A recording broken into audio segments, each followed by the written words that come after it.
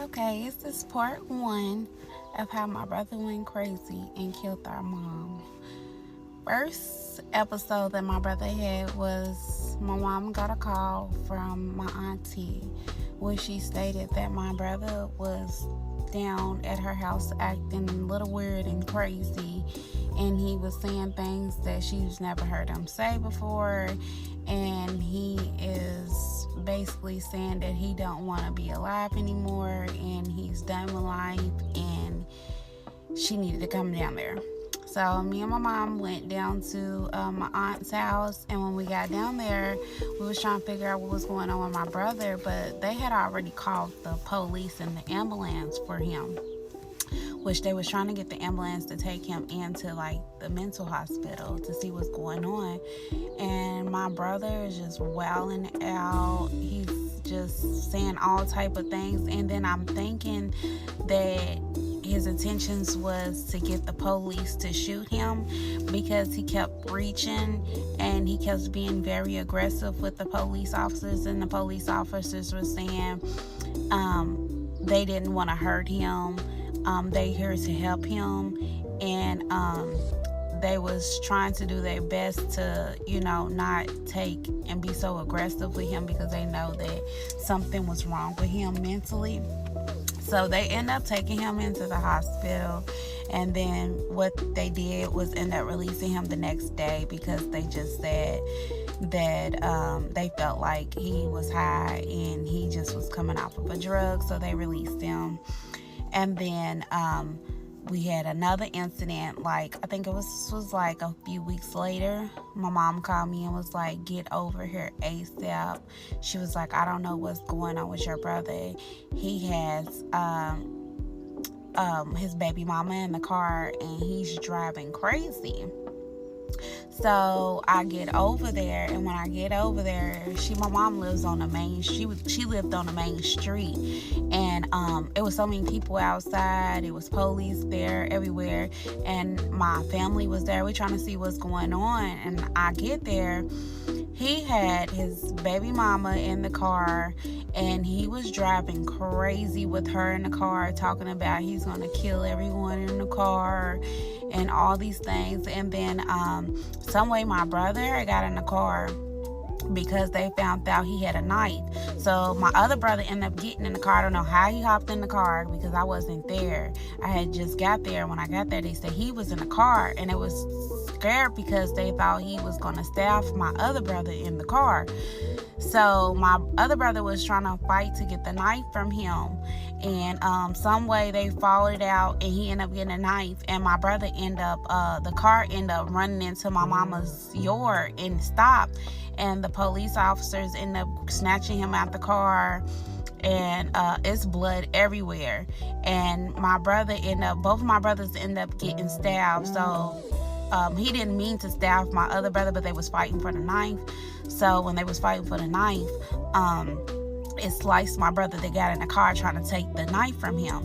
So the police end up getting him, taking him in, and trying to get him help. They end up putting him into the hospital port where the mental people was at.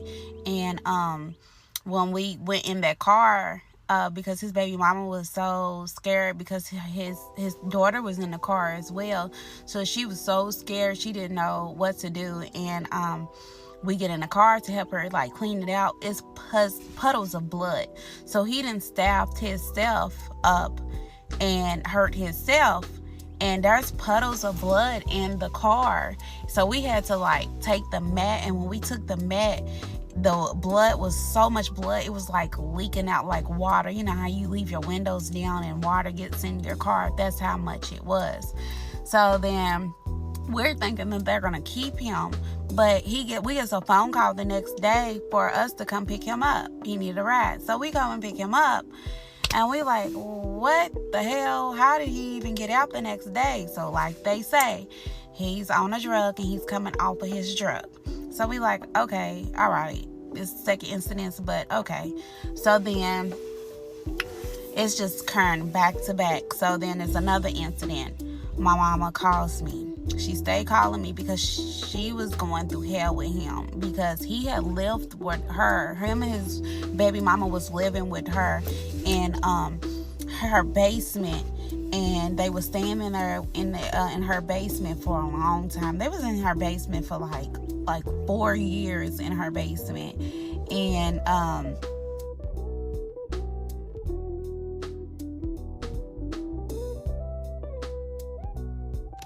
he went crazy out of nowhere. So it's like it just went completely out of nowhere. So this next incident, my mom calls me and was like, I don't know what's going on with your brother. He's looking out the windows thinking someone's after him. He keeps saying they coming. He keeps looking out the window saying they're coming to hurt him.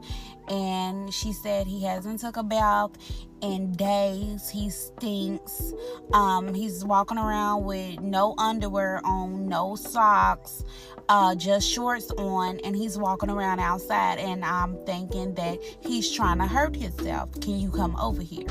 And I was in the mix of, my mama was in the mix of going to a wedding. I was going to a baby shower, and my brother was going on a date with his daughter. So we all was dressed up, like we all was. So which was weird. We all three going somewhere, and you doing all this. So we get over there. We're trying to see what's going on. Like, bro, what's going on? What's wrong? Like, what can we do to help you?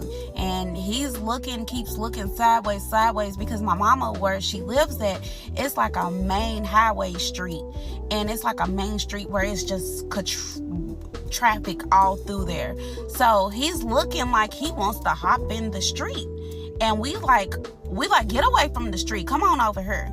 Because we're getting scared, because we like, wait a minute, why you keep going towards the street? Why you not talking to us in the yard? Like, why are you right there? So come on over here. So we get over there. We get him, and then some way we end up getting him in the car, because we want to take him down to the hospital so he can get help, because we know something's wrong. So we end up getting him in the car. We get him in the car, and we're trying to go get him help. And so we're talking to him. He keeps looking around all crazy and looking. His eyes is all bugging. I could have swore his eyes was black. Like, he didn't look like himself. He wasn't even there. He was someone else. And we was like, you want some food? You want a cigarette? He wanted a cigarette. He smoked them cigarettes. When I tell you, my mama just had bought that pack of cigarettes. He damn near smoked the whole pack of cigarettes. She bought him food. He didn't even eat the food. We ended up taking him to the hospital. We went in there. We had to damn near beg him to get into the hospital. We had to prep talk him to get into the hospital. We finally get him in the hospital. And when we get him in there, he's like looking at us like we just let him go, like a sad puppy we just let off in the street. And then so next thing you know, that he's fighting the people, and we quit resisting. And he gives something to my brother, and we what is this? And we look, and it was like a little piece, and I'm guessing that it was drugs, because previously, my brother's in the streets. He did his own thing or whatever before he even went, start going a little crazy. He was doughboy on top, street dude, he's looking out for me. This is my brother who I call, who's gonna always look out for me, giving me the latest Jordans, giving me money, looking out if I need anything, my kids, everything. He's him. He's in the streets, he's making money. And for him to give him a piece, it's a personal piece. So we looking is he on drugs? Is he taking these things? Is this what he doing? And so we confused, because we don't know. We said previously, we kind of think that he tested his own shit, but we didn't know. But then when he gave him that, I was like, that's a personal. And I told my mom, I said, Mama, that's a personal. That's his, what he was using personally. That was for his use. And she was like, you think so? Yes, Mama, it is. It got to. Even my other brother, he was like, yeah, Mama, I think so too.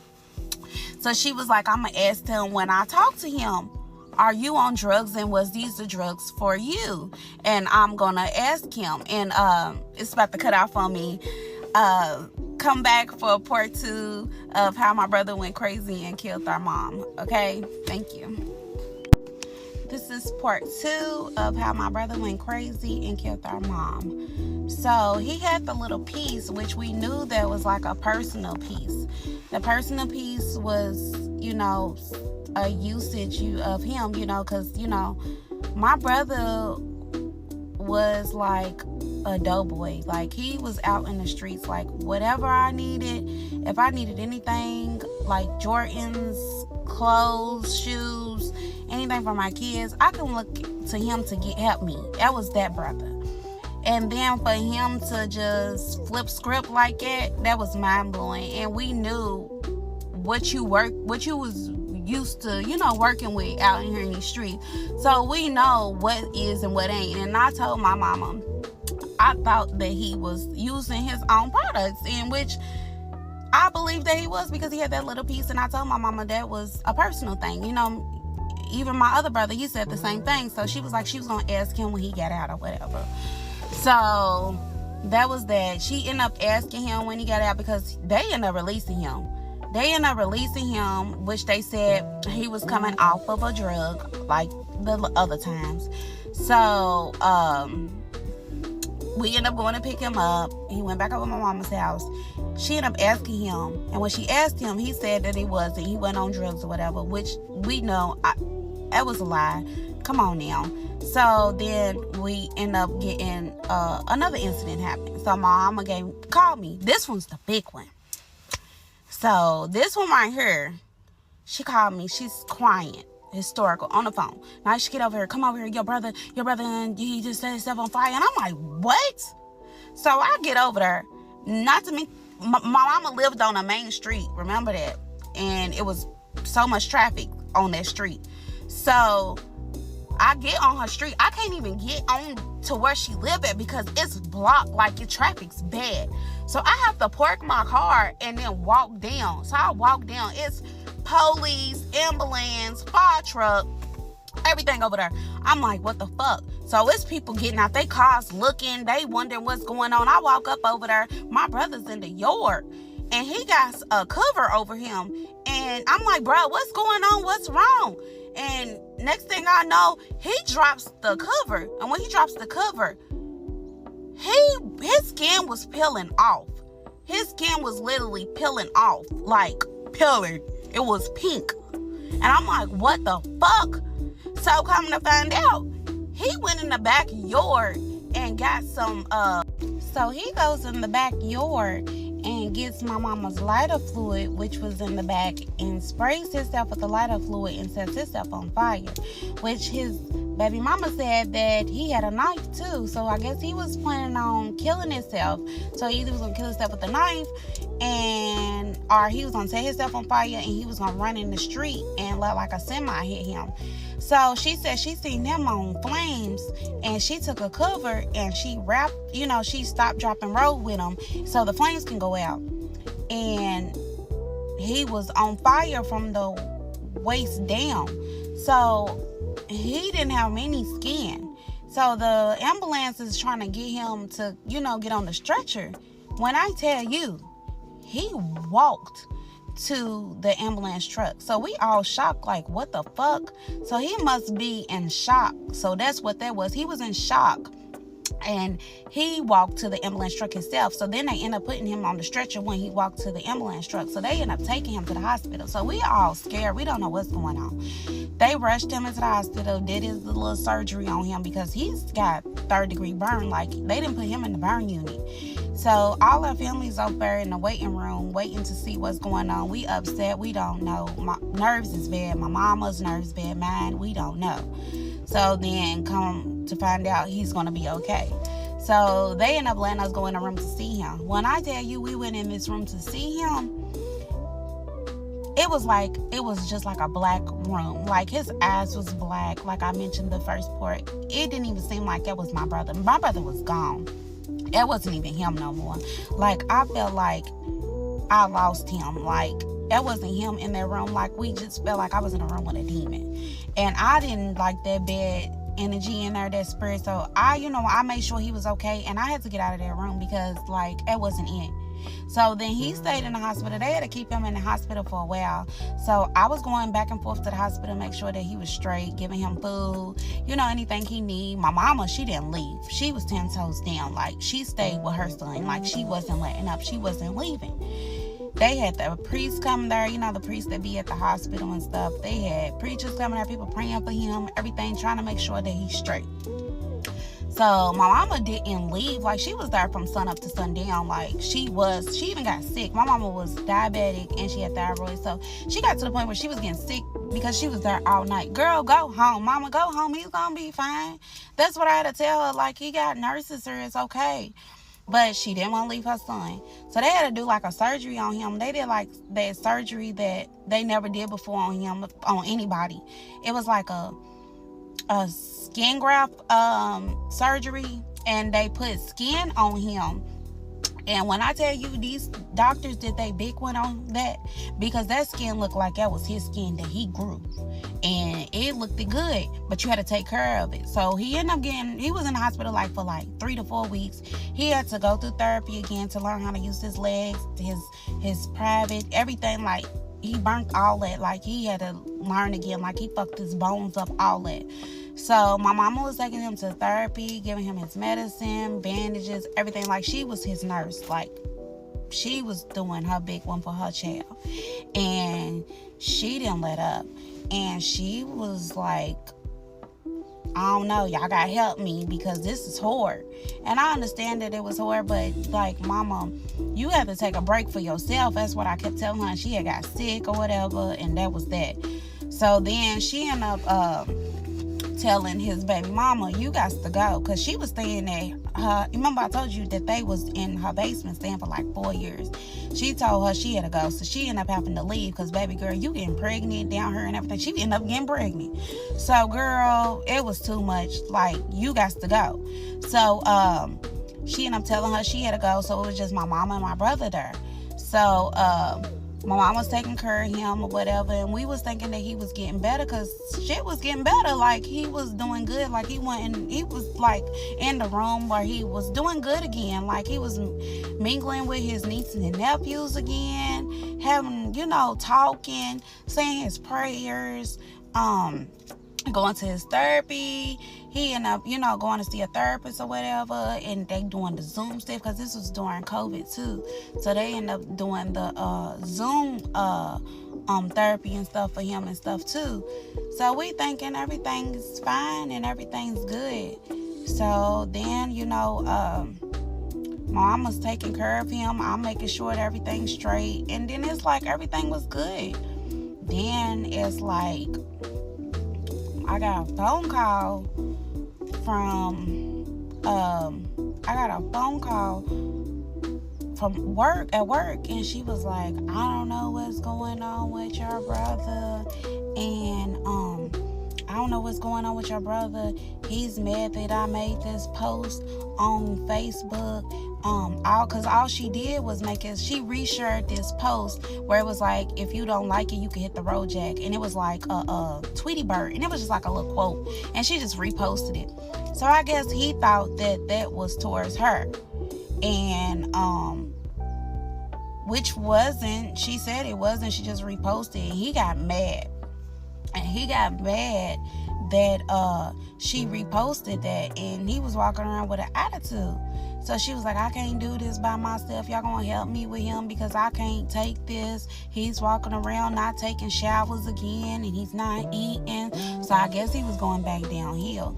And then, see, he was getting to the point where when we came over there, like, he stopped coming out the room. He was sitting in the room in the dark, because it got to the point where my mama was like, she had told him, like, share your story on Facebook, because my brother never had a Facebook or social media or anything. He never had none of that. So mom was like, well, maybe your story will help somebody else out, because we thought he was getting better. So she was like, go on Facebook and, like, tell your story. So, like, he would go on Facebook Live, and he was just, like, be in a dork talking. And he would be in that dark just talking, saying all kind of stuff on these lives, like, that didn't even make sense. And then, like, we wasn't really paying attention to him like that, but we was. But I feel like if we was paying more attention, come back for part 3 of how my brother went crazy and killed my mom, part 3. So this is part 3 of how my brother went crazy and killed our mom. So he was in that room, and he was just in that room and the door going live, and I just felt like it was just bad vibes after a while. He went downhill. He wasn't on his spiritual journey no more. He was just like on some demonic shit after a while. Like, you can feel the bad vibes, especially when you're a spiritual person. You can feel that bad energy, and it was all in that room, like right there. It got to the point where the kids didn't go in that room no more. I didn't go in that room and check on them no more because I just felt the bad vibes. I felt it. Especially, I'm spiritual, and I felt it. So he stayed in that room in the dark. He wasn't even taking baths no more. He was barely eating, all that. So then it was like he was making them videos, and he was like, how can a mother do this to their child or whatever? And then it's like my mama was so upset. She was so scared, really, of him. She was sleeping with her doors locked, knife underneath her pillow. And I got to the point, I'm like, Mama, why are you in this house with him with your doors locked and a knife underneath your pillow? She was like, I don't care, that's my son, I'm not turning my back on my son. Okay, I was like, I understand it, Mama, but it's your safety that you gotta worry about. Because if you in your own house sleeping with your door locked, your bedroom door locked, and a knife underneath your pillow, you're scared of him. You're scared that he's gonna do something to you. You need to put him in a home, like a mental home, like something that can help him, because you can't help him only so much. She didn't want to do it. That was her firstborn. She didn't want to turn her back on him. That was that. You can only say so much to your mama for them to listen to her. I'm like, okay. So, go back to him doing them lives, and he's saying, how can a mother do this to their child? He was so resentful to my mama with his childhood. He blamed everything that happened bad to him in his adult life on my mama. He used to be so nasty to my mama. When they got into it, calling her bitches, whores, sluts. She's the reason why he ain't got his daddy in his life. Like, he was so resentful of him not having his daddy in his life and put it on my mama. He used to like pick a difference of his relationships with his siblings. Like, he wasn't like resentful towards me, like, cause I was a little sister, but like my other brother, like, he would be resentful toward him, like, cause me and my other brother, we had shared the same daddy, but him, he didn't have the same daddy as us. Like, he had different daddies than us, and like, he would like treat outsiders more better than he did his own brother. Like, even his cousins, he would treat them like brothers than he did his own brother. Which, I'm not saying they didn't have a good relationship, but I felt like you wasn't more brotherly to your brother because you didn't have the same daddy as him. And my daddy was in our life. He tried to be in his life, but he was so resentful towards him. You can only do so much when a person don't want you around, and you ain't gonna force it. So that's what my daddy did. But, you know, you can't get mad at us because your daddy wasn't around, but that's just how he was. And so let's go back to the day that, you know, my mama had found that post. Post that post. So the next day, I had a phone call from my mama, and I missed it. So, I called her back, and she didn't answer. So I was running late. So I was getting the kids ready because they was going to go over her house because it's COVID. So school and daycare was closed, and my mom was out of work because of COVID. So I'm getting them ready. I'm running late. Usually she'll call me and be like, oh, Nisha, y'all still coming? What y'all running behind? But she didn't call me, which was weird because she always called me. So I got them ready. I'm pulling up over her house. I'm getting them to hop out the car because I'm about to pull off. I'm about to ski out of there because I'm late for work. Usually that's what I do when I'm running late. I have them hop out the car. I know she gonna open the door, so I'm about to ready pull off the driveway. So when I'm about to pull off, she's not answering the door. So I'm like, are y'all knocking? They was like, yeah, we knocking. So I had to get out the car. I started knocking on the door and calling her. She ain't answering. So I knocking on her window because her window's right next to the door. So she's not answering. So I'm like, okay, that's weird. So I tell the kids to get back in the car. So the kids get back in the car. So I didn't have to call in because I ain't got nobody to watch the kids. So we pull up back at the house. So I keep calling her. She's not answering. So I call my brother. I'm like, you talk to mama? He was like, no, I ain't talked to her. I talked to her yesterday. She couldn't find her keys. I'm like, okay, that's weird. I said, yeah, she called me too. I missed the phone call. So I was like, he was like, you think she went over her boyfriend's? I was like, no, because her car's outside. Because her car was outside. And I'm like, okay. I'm like, no. I was like, I don't think so, because he ain't got no car. So how you gonna come get her?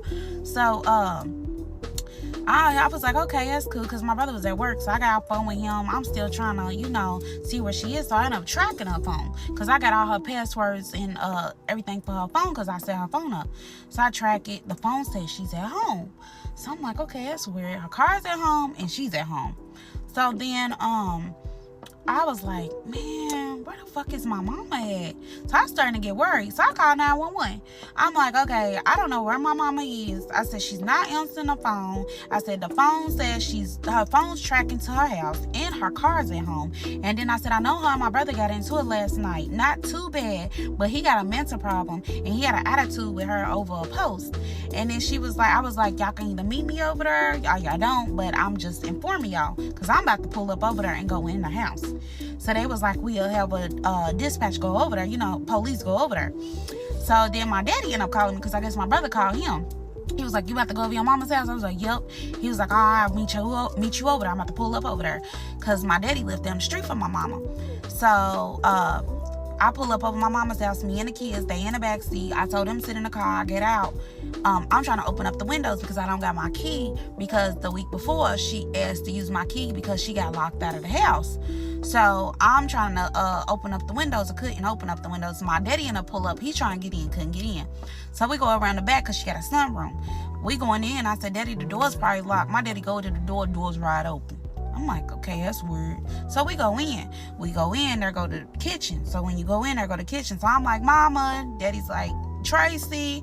So we go in, going through. I go to the living room. In the living room, I go a chair with stuff stacked on top of it and the couch pushed up to the door. And I'm like, what the fuck? That's weird. So I'm like, okay, I paused and looked at that, but my daddy's going towards my brother's room. He skipped my mama's room because their rooms is right by each other like this. So he goes in my brother's room, and then I go in my mama's room. And I'm like, Mama. And her bed's made up. I'm like, Mama. And there's 2 specks of blood on the... Oh, Lord. Bear with me, y'all. It's 2 specks of blood on the it's 2 specks of blood on the cover, and I pulls it back, and when I pull it back, my mama's covered in blood's everywhere, all over the curtains, all over the walls, all over the place. And I think I passed out. My daddy grabbed me, pulling me out the room. Some way I breaks out of my daddy's hands. And I'm telling y'all just how it happened. I breaks out of my daddy's hand. I runs out the house. I takes my jacket off and run down the street. Because remember, my mama lived on the main street. I run down the street and I'm screaming. I am terrified. I just lost my mama. I know she's dead. So much blood in her. She's not moving or nothing, and I fainted. I just knew it. The way she was, it didn't even look like her. Tune back in for part 3 of how my brother went crazy and killed our mama. Okay, this is part 4 of how my brother went crazy and killed our mom. So after I found her, I ran down the street and I lost it, and I had my dad had came out trying to help me, and the kids are still in the car too, and so they don't know what's going on. I'm just lost for words because I just found my mama dead and filled up with blood. So the police and the ambulance is there. They end up going inside and trying to see what they can do when they went in there, and they come back out, and I'm like, she's dead. And they was like, well, we can't say if she is or not. And I was like, I already know she's dead because, you didn't come out with her on the stretcher. So as common sense, if you didn't come out with her on a stretcher, then she's dead. And I was just lost for words. And it was pouring down raining. When I say pouring. And when I ended up calling my brother, my family, everybody, aunties, I didn't call him, but my daddy did, and everybody got the word. I called my brother and told him. I broke down I didn't even know how to tell my brother. Like, it was horrible. And everybody ended up showing up, and like I said, my mama lived on that main street, so traffic was just at a standstill because everybody was just so shocked, because my mama was very known. Like, my mama was a traffic ward in the city. She worked for the police department, so she was a traffic ward, and she also was traffic ward for schools and stuff, so she knew so many people in the city, not to mention that she was just known in the city. She was very, very known. So like people slowing down, they stopping, it was so many people at her house. And even the reverend came for our church. He ended up coming. I don't even know how he got the word. The word traveled quick. And police came, and they was like, do you know who did it? And this is homicide ended up coming. And I was like, yeah, it was my brother. And he was like, how do you know it was your brother? And I'm like, because her car is gone now. Remember I said her car was there? Now her car was gone when I end up coming back. So I don't know if he was still in the house or not. Her car was gone when I end up coming back. So I'm like, I know it was him. It had to be him. Her car's gone. It was here first, now it's gone. And then he's the only one to live here with her. It has to be him. So they okay, so we're gonna put an alert out for her car. And they was asking me the model and the make and the description of the car and what my brother looked like and everything.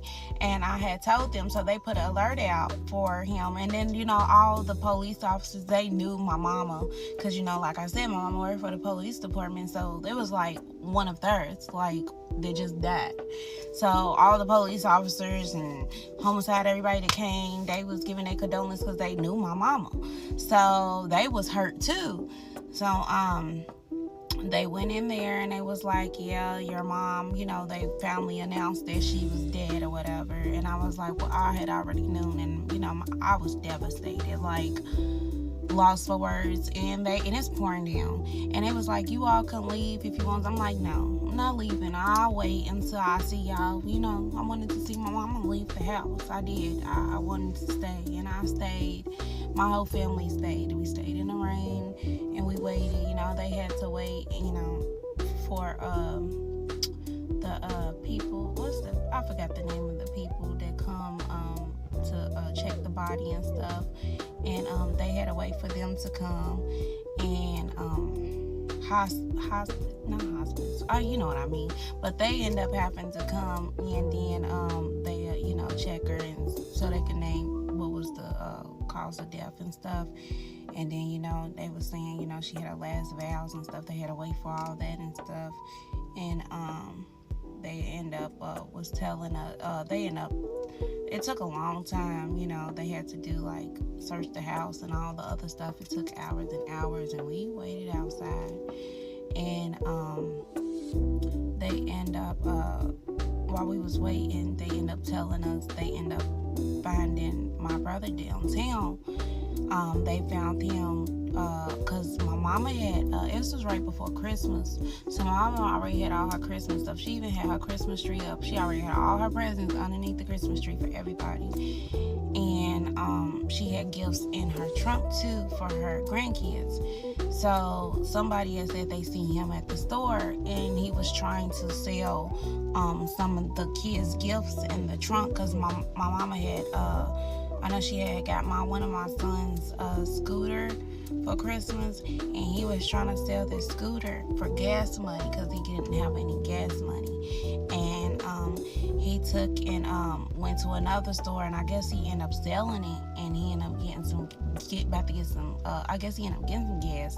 So then they ended up catching him at the Taco Bell down the street, and they called him, and one of the workers had said they thought that it was a woman in the car because they thought that the person had a wig on. They could have swore that the person in the car had a wig on, but when he got out the car, he didn't have the wig on. So I'm like, what was he trying to act like my mama in the car? Like, didn't even make sense. So they ended up getting him and locking him up, and he's saying that he didn't do it. So, like, okay, that was that. And then so we still waiting at the house and waiting for him to bring her out. They end up bringing her out on a stretcher, and I just lost it. When I say I lost it, it was just devastating because, like, this is my world. My mama's like my best friend. Like, when I say my best friend, I talk to this woman every day. Like, there was no day I wouldn't talk to my mama. Like, we talk about everything. Like, when I grew up, like, I was a teenager. I didn't like my mama. I used to bump heads with my mama. When I got grown, we was like this. We went out together. We went to the clubs together. We went to bingo together. We went everywhere. Like, it's just like, that was my last. Who would have known that day before was my last day seeing my mama? But at least I got to see her. And I kind of wish that, I could have helped and prevented something, like, because that was the reason why she was calling for the keys. She was calling for the keys because she was trying to, lock her door. And she probably locked her door, and he unlocked it with the keys. He took her keys and unlocked it and came in there and killed her. And, I was just devastated with, my mama's gone, and they told us that, don't nobody come clean the house. We had to book somebody to clean the house. And I don't know why my daddy went in there. My daddy went in there, y'all, and cleaned my mama's whole room, like, cleaned it to the T. I don't know why my daddy did that. Yeah, we could have booked somebody to clean that room, but my mom and my daddy was really close too. They was really good friends. And he cleaned that room. And I wish my daddy would have never cleaned that room because that scarred him. It really did. It, like, messed him up, like, in the head when he did it because there was so much blood everywhere. And he cleaned that room up, and I don't know how he did that. Like, because she got killed on her bed, on her mattress. And it was just horrible. Like, I was scared to even come back in her room. In her house, to even clean the house up, to, like, take everything out the house. It took me a while to come back in there. I had to wait, like, a few weeks to go back in there. Y'all come back for part 5 of why my brother went crazy. How my brother went crazy and killed our mom. Okay, this is part 5 of how my brother went crazy and killed our mom. So, my dad had went in there and cleaned up all the blood in the house.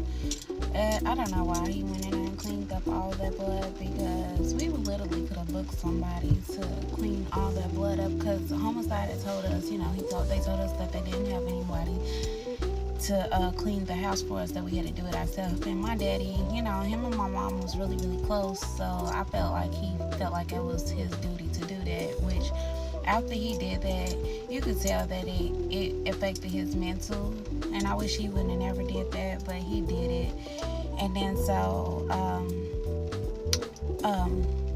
after that, the next day, it was so overwhelming. Like, had so many people reaching out, and I appreciate everybody that reached out to me, but it was just, like, so overwhelming because I just lost my mama, and I really didn't know what to do. Like, it was just so much. Like, people was bringing food over, people was bringing, sending their condolences, reaching out, calling me, and at this point, I just was numb. I didn't know what to do. Like, I was lost.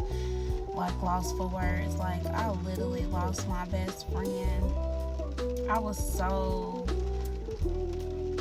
lost for words because I couldn't believe it. I kind of felt like it was a dream. Like, my brother really killed our mama. This is my blood brother. This is our mama. I couldn't believe I lost my best friend. I didn't know how life was going to work again. Like, how was I going to cope with life? Like, I'm not even gonna lie. I couldn't even be a mom at the moment for my kids. Like, because I was lost. Like, I wanted to take my life. I wanted to be with my mama. I really did. And I'm gonna be honest, like, depression really hit the fan for me. And it was really bad. And, you know, it got very bad for me because I was still trying to maintain life, you know, for me and my kids. But it was hard. And, you know, the detective had reached out to us and said that, you know, they're trying to do the rapid tests for the DNA because they went ahead and did DNA for my mom, you know, because, you know, she was like one of theirs. Like, you know, I remember I told you she worked for the police department, so they did a rapid test. They was 10 toes down on trying to find out if this was my brother that killed my mama, and they really was very helpful. Really, they was. And they told me that they did a DNA test underneath my mama's nails because her nails was broken up. Like, I guess from her putting up a fight, trying to fight for her life. All her nails was broken because she had just got her nails done. And they put a DNA test on his clothes because they found his clothes in the basement. I guess he tried to wash his clothes. They found the murder weapon in the backyard because remember it was raining, so he was able to dig a hole and try to hide one of the murder weapons. And then they found another murder weapon down in the basement as well, in the little where the little sewers port in the basement. They found it there. I can't tell you exactly what the weapons was because we're still going for trial, but they also did the DNA test for that, and they told us that it takes 48 hours. So after 48 hours, they got back with us, and they let us know that their DNA came back as my brother being the one that murdered my mama, because the DNA went, you know, it was his DNA underneath her nails and stuff, and her DNA was on, her blood was on his clothes and on the murder weapon and everything. So, you know, and her DNA, you know, was on him as well. So that he went to arraignment, and arraignment with court was on the news as well, because the news people was like, they was on it. They was reaching out to us trying to get a story and everything. They was reaching out to me constantly, and they had cast it on the news, you know, the arraignment, and he had said that he didn't kill her, which we know that you did kill her. And it was very hard. Like, I didn't know what to do anymore. Like, I was lost. I really was, because trying to figure out how you're going to go day-to-day life without your mama, someone that's very important in your life, is hard. Like, even to this day, it's still hard, like, for me. But I had to get it together so I can plan her funeral. So me and my brother got together, and my family as well. We went to the funeral home so we can plan her funeral. And we had to pick out her casket and everything. And my mama had also told me how she wanted her funeral as well. She wasn't scared to talk about death. She let me know what she wanted, what color she wanted. You know, my mama had a very good life insurance. She had life insurance put aside for her funeral and for her kids as well. So I was able to, you know, take care of everything for that, and, you know, get her buried the way that, you know, she wanted to. And I had also booked the makeup artist for her, because I didn't want her to have the ordinary funeral home look, makeup look, you know, casket short looking, you know, I didn't want that. So I couldn't get her nails done because her nails was all messed up from fighting for her life. And I booked the makeup artist for her, and the makeup artist went out and tried to do her makeup. And the makeup artist reached out to me and was like, I'm so sorry for everything that happened to you. She was like, I tried my hardest to make your mom look good. I tried my best. I didn't want to mess up her face as much, so I went ahead and did the best that I could. And she kept apologizing. And then she said, I tried my best. So I'm like, okay, I didn't see my mom yet. You know, I was going to see her the day before the funeral. The wake. So, because we had a wake and a funeral. So, the next day I went to see her. And when I went to see her, we had to make a decision, me and my family, if we was going to have an open casket or a closed casket. And when I tell you, when I seen my mama, that did not look like my mama. I cried my heart out. My little tears couldn't stop, because I couldn't believe that was my mama in that casket. The way he did my mama, it didn't even look like her. Like, they had to mold her face back together. Like, the way they had to mold her face back together, it was just ridiculous. Like, it was horrible. Like, her head, everything, like, was molded back together. And the makeup artist, shout out to her, because she really tried her hardest. But it didn't help anything. It really didn't. And my mama looked beautiful. It's my mama. But it was hard because we had to make the decision to have a closed casket. And I made everybody leave out the room when we made that decision. And I wanted to be in the funeral room by myself and my mama. And I talked to my mama. I told her I love her so much and I'm so sorry for what happened to her.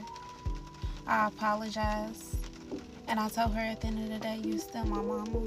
I'm sorry that I can't recognize you right now, but I love you to the fullest.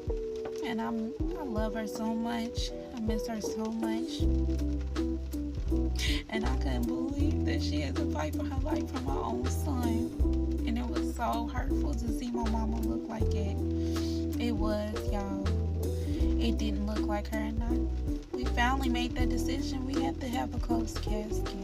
We did. So after that, we made our decision to have a closed casket. And I had made a wig for her and everything. I wanted her to look so beautiful. I wanted to do her hair. I made a wig for her and everything. I did the makeup artist, everything. I did so much. Her outfit, everything was so important. All for us to have to do a closed casket. Y'all, come back for part 6 of how my brother went crazy and killed their mom. Okay, this is part 6 of how my brother went crazy and killed their mom. So after we decided that we had to have a closed casket, we ended up getting everything together so we can get the wake. And that was like a lot for me, like trying to figure out everything for that. And shout out to everybody that literally helped me and my family through this situation, like the donations and everything. Like, I even had someone like from the carriages with the horses. The lady gave us that for free. Like, my mama was very, very important in this county, like Jefferson County. Like, she was very good person. She knew a lot of people. She knew so many people, like, and I didn't know she knew that many people until she died. And just the amount of people that like looked out, like, you know, homegirl of mine, she even paid for the where we had the reception, the hall for that. Like, it was just so nice. People looked out for the food, all that was just so considerate to even help that, because like I really was just lost at the moment, because I had 1,000,001 things going through my head, and still trying to plan this funeral was just the worst. Like, it was a lot. And you know, I was still trying to maintain being a mother at the same time. And we had this wake. We had the wake. All my family and stuff was there, and we got there, and we trying to have everything in order. Because I had to end up getting a big printout of my mama. Since we was going to have a closed casket, I had to get a big printout picture of my mama and put it on the easel. So all these people's coming thinking they about to, you know, say their farewells to my mama. When they get in there, they are upset. Because they like, wait a minute, why is the casket closed? But we never told anybody why is the casket closed. We just let it be. It wasn't nobody's business. And you know, a lot of people came there to meddle too. When I tell you, there was a line outside for my mama, to see my mama. It was a line to get into the door to see her. And that line stayed steady. It was packed. It was so packed. It was 2 books filled up. You know how you sign when you go to somebody's wake to, you know, your little signatures, you know that you was here. I have 2 books filled up. That's how many people it was. And I was so grateful for all them people to come and show love to my mama. Half of them people I didn't even know. But hey, I was just grateful to see the love for my mama. And as the day is going on, somebody come up to me and was like, his baby mama's here with the kids. Well, not the kids. She was pregnant, but with her daughter and her. Okay, I'm fine with my niece. My niece is my niece. It is what it is. But that baby mama, I don't know. Because, like, I'm like, ooh. We was like, we kind of, I ain't gonna stunt, kind of thought that she had something to do with it too. Because, like, after a while, I felt like you knew something, but that you didn't tell us. Like, I felt like that was stuck in my heart and everybody else's in the family as well. She came there. Don't know why you came there, because you and my mama had bumped heads very bad, and like, you know, it wasn't good terms. And I kind of felt like my brother sent her there, because like her mama came as well, and her mama could have brought my niece. Not saying that she can't come to the funeral or the wake or whatever, but you wasn't welcome. That's the truth. You wasn't welcome there. Didn't nobody want you there. My niece was very welcome. She was. I don't care. Like, what my brother did is what he did. I'm never gonna put that on the kids. They don't have nothing to do with it at all. And I love my niece to death, and his other kids as well. And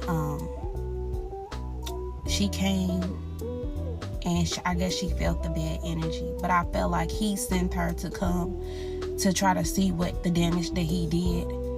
And she came and she left. Like, she was in and out. That's what made me feel like you came to see what did he do? What was the damage that he did? And after that, the funeral was over. We had our, the little ate after and all that. And then we had the funeral next. And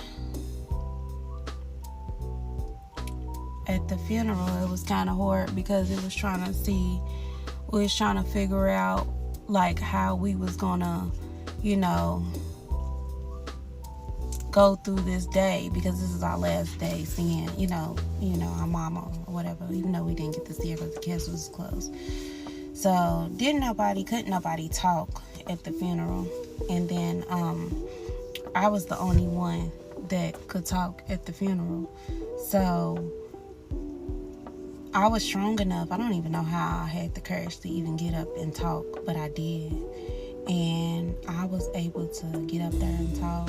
And I said some words that I didn't even believe that I even said. And I even said, I know my mom. One of the words I remember to this day, I said, I know my mama's body is dead and gone, but her spirit stays alive. And I know she's always with me. And I stick to that to this day. I believe that.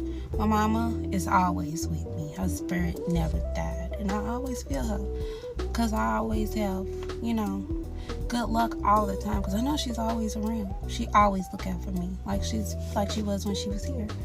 So we had the love funeral, we had the reception, and then we had that, and it was that. And then a few days later, we get a phone call. And they had to release him, because I don't remember why they had to release him. Okay, go back. Okay, I do remember. So they had to. This is before the test, the rapid test came out. They had to release him. When they had released him, they had to release him because they didn't have the DNA yet. And when they released him, they couldn't find him. They didn't know where he was at. He went hiding. When I say he went hiding, they couldn't find him nowhere. And it got to the point of where, like if somebody finds you out on this street, you know, I ain't saying too much on her, but and couldn't nobody find him nowhere. They even had a manhunt for him, because after a while the test came back and they needed to lock him up. And they ended up finding him because a lady had called and said there was a suspicious man walking around the neighborhood. And this was like in a suburb neighborhood, like a neighborhood that everybody knows, everybody neighborhood watch neighborhood. And she called and reported him. And when they found him, and they picked him up, and then that's when they ended up keeping him. That's how, all that happened. Forgot to mention that. It kind of slipped my mind. But, like, that happened with that. And after that, we was like, what do we do next? And Christmas haven't even had came yet. And my mama, we still never went in her house to clean up her house yet or nothing. So we had went and got the presents, all that stuff. And, she had presents with everybody's name on it. And she also had a gift for my niece. I mean, not my niece, her niece, which was my cousin. Remember I said that we were supposed to decorate the party for her? She had a gift for her, which was so nice. My cousin said she was going to cherish that gift because that was so nice. She had gifts for everybody. And then we ended up cleaning the house up. And when I went into my brother's room, oh my goodness, I found this Bible. Remember I told you it was bad spirits around that room? I found the Bible upside down words. Y'all, come back for part 7 of how my brother went crazy and killed our mom. This is part 7 of how my brother went crazy and killed our mom. So when I had went into that room, I had seen that Bible that was upside downwards. And in the chapter that was upside downwards that he was reading was something about sacrifice. You sacrifice someone to help to cleanse your soul. And I had when I had read that, I was shocked because I was like, did he sacrifice our mama? Like, I had all type of questions in my head. Like, I didn't know what to think. Like, why was that book upside downwards right there? Like, was it a reason why that book was upside downwards and it was on that chapter? Like, I don't know. Like, I even started thinking about, like, my mama and how she, like, had to put up a fight to, like, fight against her own son, like, her firstborn, her love. It's your first love. So, I was thinking about all that stuff, and that just blew my mind, like, because they was the only one in that house that didn't really know what happened. And I had just things just running through my mind. But anyways, I had ended up talking to the detectives to see what was the next steps that we go in this process of going through courts and everything. And then I ended up meeting the prosecutor and everything, and they let us know the steps that we had to take to go through this process, and that it was going to be a long run, in which it is, because we're still waiting for trials to start. Trial hasn't started yet, and I don't even think I'm prepared for that, because I remember seeing my mama, but I don't, because I was like in shock, like as how I passed out, like it was just like a lot, like seeing somebody like it. Like, I read y'all comments and y'all know y'all be saying some off the wall stuff, like y'all do, and I don't really think y'all understanding me telling my story and what I really went through. Like, it's really bad trauma that somebody go through, and then you can't say, I would have did this, and no, you ain't, because you don't know. Because I didn't say that plenty of times, even watching them criminal shows. I watched plenty of them, and to know that I was one in one of them, like the stuff that I said that I would have did, I didn't. I wouldn't have never thought that I would have passed out and just ran out of that house. Like, it was just my reaction of right then and there, like seeing someone like it that I love. Like, you don't understand that trauma. That's very bad and horrible. Like, I wouldn't wish that on nobody. But like, that day that we had cleaned up my mama's house, I didn't get anything out of that basement, because remember when he put the weapon in the little sewer thing? It was the sub pump, and he had turned it off. So it had rained. Remember, it had rained.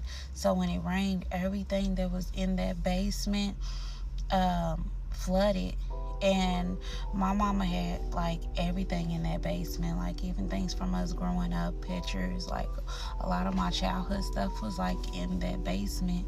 And you know, our mamas, you know, especially black mamas, they storage a lot of stuff in their basement, even like clothes, shoes, stuff when you was a kid, everything, it was in that basement.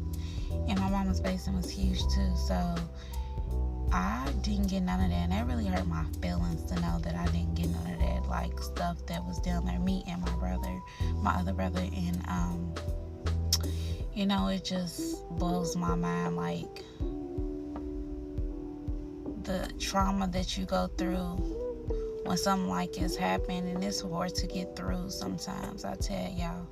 Like, I still to this day kind of still feel like I'm in a dream. Like, I still couldn't put it past, even though like a couple years then went by, I still can't put it past like why my brother did this. And I still haven't talked to him. Like when I first seen him in that courtroom,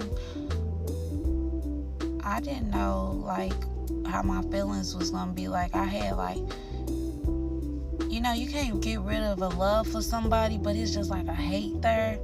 Like, I don't know, I kind of wanted him to die, and people kept telling me, you can't think like that, you know, God wouldn't want you to be that way, and I understand that, I know that deep in my heart, but the hate that I had for him for taking our mom away from us like that just was very bad, and I'm not a person like that. I don't think like that, so for me to have them bad thoughts in my mind, it was horrible.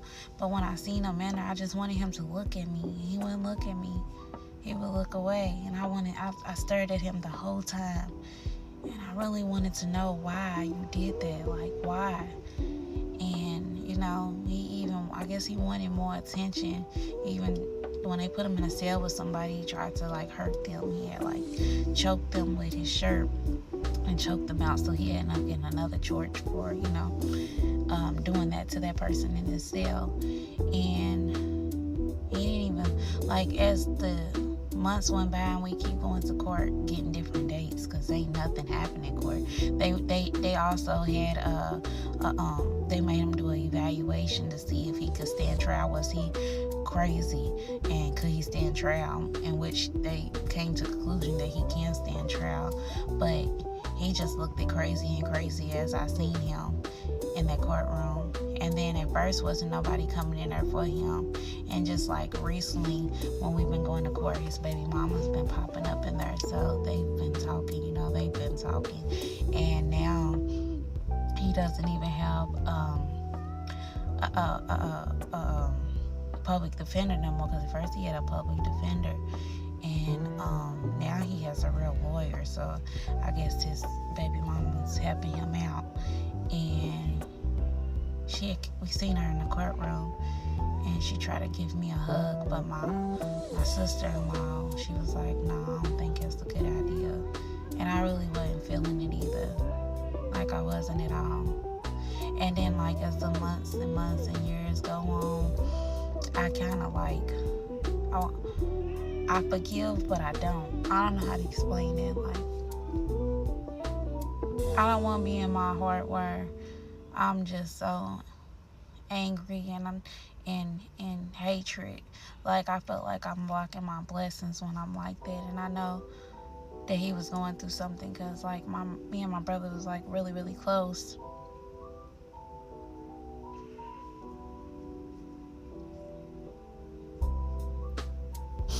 I'm sorry, y'all. I hurt my feelings talking about that. It really hurt my feelings talking about that. Me and my brother was really close, and I just really don't know why he took our mama. Like, I really don't, and it hurts my feelings to know that, y'all. And you know, I appreciate everything that everybody reach out and tell me their story. You know, y'all get on here, and I just want to tell y'all my story. Like, I don't get on here just like to like for y'all's attention. I really don't. But I get on here to tell my story because I know people that reached out, so many people that reached out to me and told me that they're going through the same thing. And I feel like the system really, really failed me and my family.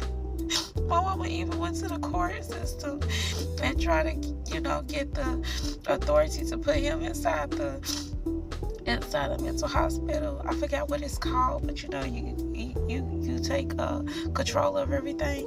They denied her, and I didn't understand that. And now my mama's dead due to the system failing us. Because I feel like if they would have helped him when we kept trying to take him to the hospital, my mama would still be here. Thank y'all for listening to my story. I really, really appreciate the love and the support that y'all really had came out and said to me. I read you all's messages and comments, even the negative comments. People's gonna say what they say, but I really appreciate y'all listening to my story. And thank y'all for everything, showing all the love. I appreciate it. Good night.